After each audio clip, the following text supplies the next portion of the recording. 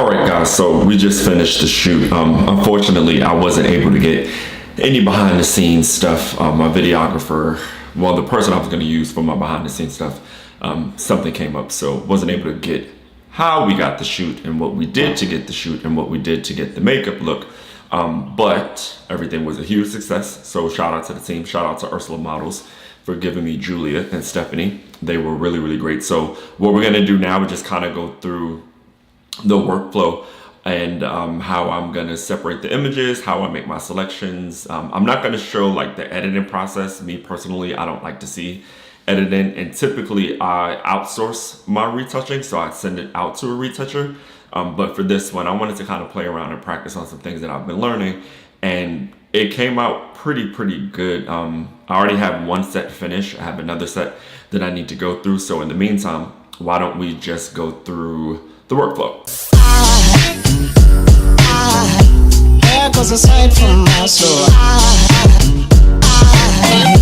So everything has been exported out into, well, off of the memory card and into a folder. So the way that I have my hard drive set up is it's a folder, and then the jobs or the agency that I'm working with, then everything just kind of gets self-categorized from there. So why don't we go through that now? So I'm in my hard drive. I'm just gonna go into, this is Julia's. So I've gotten the habit of dating the shoots. So this way I know if I work with the model on multiple occasions, which date I'm looking for. And I use Lightroom to catalog my work. So I'm just gonna open up Lightroom. So how I do separations per se, I will load all of the images, import them into Lightroom, and just kind of go through and see what it is that I like. So let's say, for example, this was the first image. I can just kind of select what I liked. And as you can see, this was a before and this is an after of an edit that I did. Didn't really do too much, but I really loved the way that the lighting looked and the makeup, and her connection to me was really important. And Julia was really funny. And we got about 240 pictures, so you can imagine that this process does take some time. So when you guys are out there like hiring photographers and trying to work with photographers, this is all of the things that you guys don't see that we have to do. Super time consuming, and there's just a lot of things that need to get done properly on set and on the shoot, because Lightroom and Photoshop can't save everything. So this was probably the first time where we really worked to just make sure everything was perfect, so I didn't have to say, okay, we'll fix it in Photoshop, because to me that is just, it's a lot more work than what we have to do.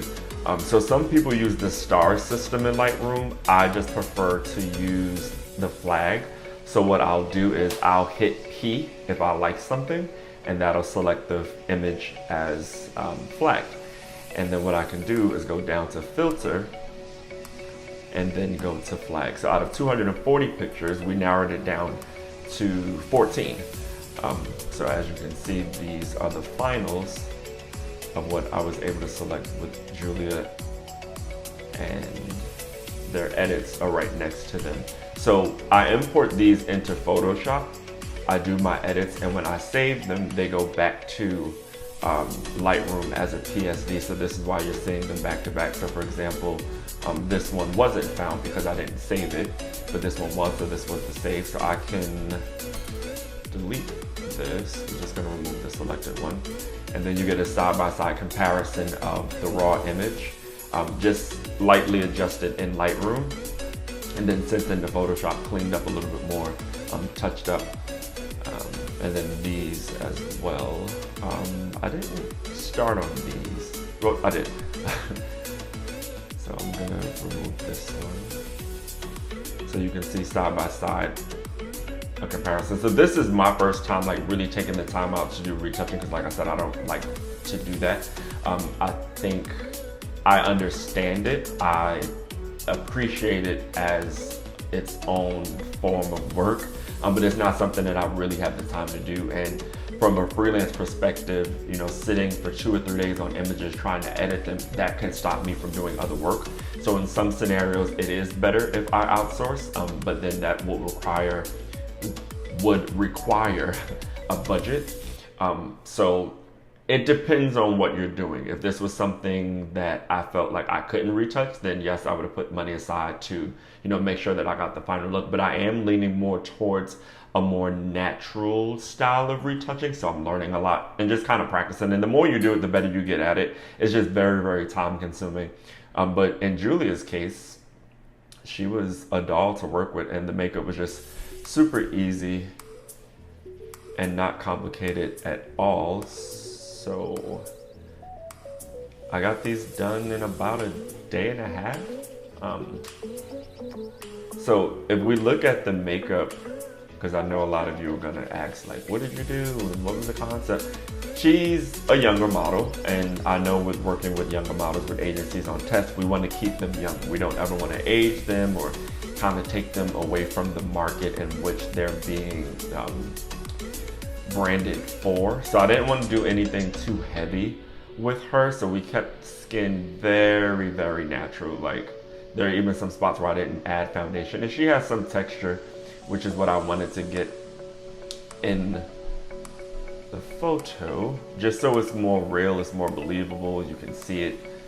And we just created a really beautiful image. I really wanted to just make certain things on her glow. Chin, Cupid's bow, areas where light naturally hit and naturally show.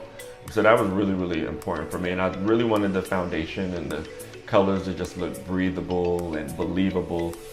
So we didn't really do too much. She barely has any blush on or anything. Very light color on the lip.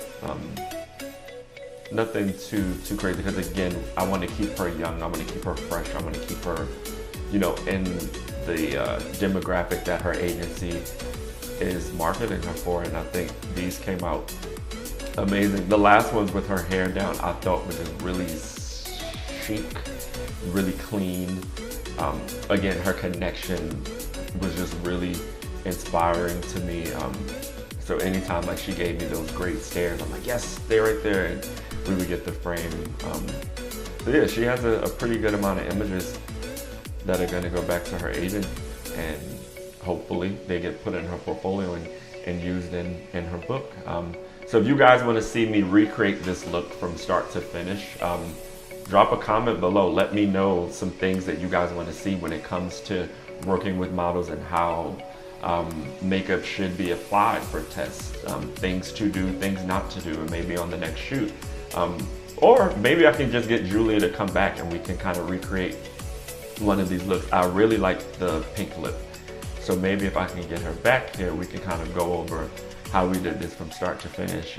So you can see that like this really isn't Photoshop. This is really just great makeup, good placement, minimal product, appropriate colors, and just a really, really dope team.